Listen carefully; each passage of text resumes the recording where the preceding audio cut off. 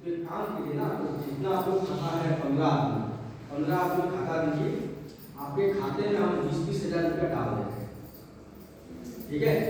और 10,000 रुपया आप रख लीजिएगा और 10,000 रुपया आप हमको दे दीजिएगा। दीदी लोग खुश हो गई, दिवाली का टाइम था, दे दिया तो मजा आ गया लोगों को। अब क्या हो गया, उनमें से एक दीदी आपको फंस गई, ठीक है। तो किस प्रकार से क्या उस पैसा को लेना था उनको, देखिए लेने से पहले उनके ऊपर हम क्या बोले कि आपको पहचानना है, पूछना भी जरूरी है कि भाई हम तो आपको खाता दे रहे हैं, ठीक है अच्छी बात है दे रहे हैं, ठीक है।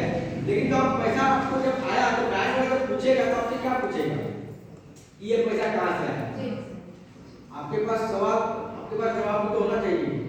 जब दिया तब तो आप सवाल नहीं किए कि भैया आप हमको दिए पैसा, वहां पे सबके सामने नहीं हुआ, वो हादसा सबके सामने नहीं हुआ। कैसे हुआ कि जैसे आप यहाँ पे सब दीदी साहब पूछे क्या दीदी साहब को खाता दीजिएगा, यहाँ पे सब कोई ना बोले, हम नंबर छोड़ के चले गए, वहाँ पे देखिए तो भैया हम आपको दीजिए, ठीक है ठीक है आपको दे देंगे, और दूसरा को देखिए क्या होता है। वैसे करते करते करते करते सबसे खाता ले लिया, सबका पैसा आ गया, ठीक है। अब क्या हो गया, सबका अकाउंट जो है ना वो क्या हो गया है, सीज हो गया। तो ऐसे चंगुल में हमको फंसना नहीं, एक ये फ्रॉड हो रहा है, ठीक है। उसके बाद कोई भी आधार कार्ड के नाम से हो या फिर मैया योजना के नाम से हो या फिर आपका जो पीडीएस है जो आपका राशन कार्ड के नाम से हो, कभी भी कोई भी अधिकारी इस प्रकार से फोन नहीं करता है। अगर आपके पास फोन आता है तो सबसे पहले सूचना आपको आपके नजदीकी बैंक में देना, ठीक है। फिर वहां पे आपको देने के बाद आपके नजदीकी थाने में भी एक सुनाहा दर्ज करवाना है, क्या नाम से कि ना सर मेरे साथ इस प्रकार का कॉल आया था, किसी भी अगर ये घटना घट जाती है तो इसका जिम्मेदार हम नहीं हैं, ये आपका बचने का उपाय है। अब बैंक से और एक क्या है कि टोल फ्री नंबर आता है आरबीआई का, जो आपका फ्रॉड का नंबर है, ये फ्रॉड से एक टोल फ्री नंबर है फ्रॉड के लिए। अगर आपके साथ धोखाधड़ी होता है, फ्रॉड अगर आपके साथ होता है तो एक 1930 नंबर है, 1930 साइबर वाला, ठीक है। इस पे भी आप कॉल करके आप अपना जो भी आपका घटना है आप उनको बता सकते हैं, ठीक है। अब रह गया बात कि चलिए तो फ्रॉड वाला हो गया। अब बैंक वाला जो आपको परेशान करता है, आपका राइट क्या है, आपका अधिकार है बैंक में कि बैंक में कभी भी आदमी आपके साथ कोई स्टाफ अगर वेल बिहेवियर नहीं करता है ना तो भी आप कंप्लेन कर सकते हैं। अगर आपका 1 रुपया काटा है, अगर उस 1 रुपया का वो हिसाब नहीं देता है तो भी आप कंप्लेन कर सकते हैं। आपको काम करने के लिए आप एक को खाता खुलवाने के लिए हो या फिर केवाईसी के लिए हो, अगर आप 10 बार चक्कर लगा रहे हैं, अगर आप सेटिस्फाइड नहीं हो पा रहे हैं तो भी आप कंप्लेन कर सकते हैं, ये आपका अधिकार है। तो इसी नंबर पे करना है या उसके लिए फिर नहीं, उसके लिए अलग नंबर है, ये तो साइबर वाला बता दीजिए, ये साइबर वाला, ठीक है। लेकिन बहुत तरह का साइबर वाला में बोलेंगे ना तो साइबर वाला और भी बहुत तरह का है। आप लोग भी आसपास में कोई अगर घटना ऐसे घटा है तो आप लोग बता सकते हैं। अभी वर्तमान में और एक क्या हो रहा है, ये तो हो गया। अभी दूसरा क्या हो रहा है कि जहां पे हम लोग आधार से ये करते हैं ना पैसा उठाते हैं, जी जी एक और टॉपिक अभी हम छोड़ दिए, ठीक है।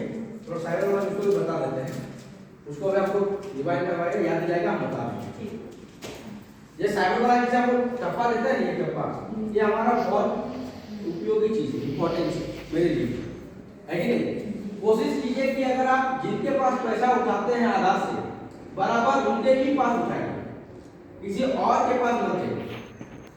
क्या हो रहा है दर्शक जानते हैं क्या हुआ, हमारे वहाँ पे एक बुजुर्ग महिला है, उनका अकाउंट में उनका बेटा बाहर में काम करता था, घर में कोई नहीं है, बस वही बेटा था, उनका अकाउंट से 50,000 रुपया गायब हो गया आधार से। अब वो क्या कि मेरा फ्रेंड है, उसको जब हम पूछे कि आपका पैसा तो गया कैसे, आधार से उठाया है, तो बैंक वाला तो आप ही को बोलेगा ना कि आपका आधार से पैसा उठाया, आप आधार से टप्पा देके उठाए हैं, तो टप्पा जब दिए हैं तो आप खुद से ना दिए हैं।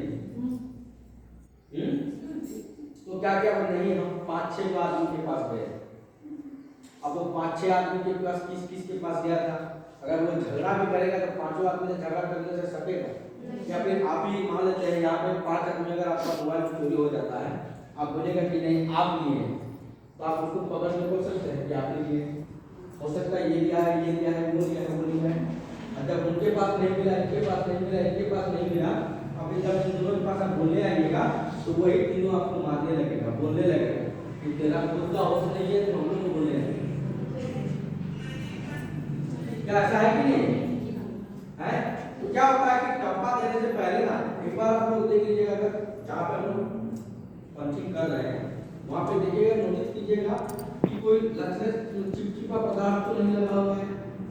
अगर आपको इस तरह का लग रहा है तो उसको अच्छी तरह से उस उंगली को पोंछने बोलिए, ठीक है, सैनिटाइजर से पोंछने बोलिए या फिर पॉलिन से पोंछने बोलिए या फिर सूती कपड़ा से आप खुद को पोंछिए।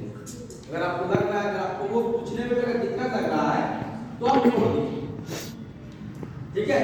छोड़ने के बाद उनको एक तो लिखित में ले लीजिए, देता है जहाँ पे लोग पैसा उठाते हैं तो आप लोग पूछते हैं ना भाई मेरा अकाउंट में कितना पैसा है, तो उनसे लिखवा दीजिए कि मेरा अकाउंट में इतना पैसा है, हम आपके पास इतना बजे आए, ताकि आप क्या रहेगा, इसके बाद जाने के बाद आप कहीं मत जाइए, सीधे आप बैंक जाइए, ठीक है।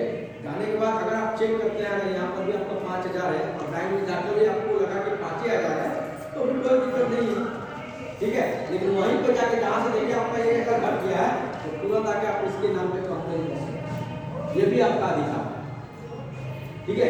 मैम आते के पहले आपको क्या बोले कि कभी भी कोई भी कस्टमर केयर का नंबर आपको गूगल से सर्च नहीं करना है। जो भी सर्च करना है आपको ऑथेंटिक नंबर या फिर ऑथेंटिक वेबसाइट पे जाकर हमको सर्च करना है, क्या ऐसे ही ना। अब रह गया बात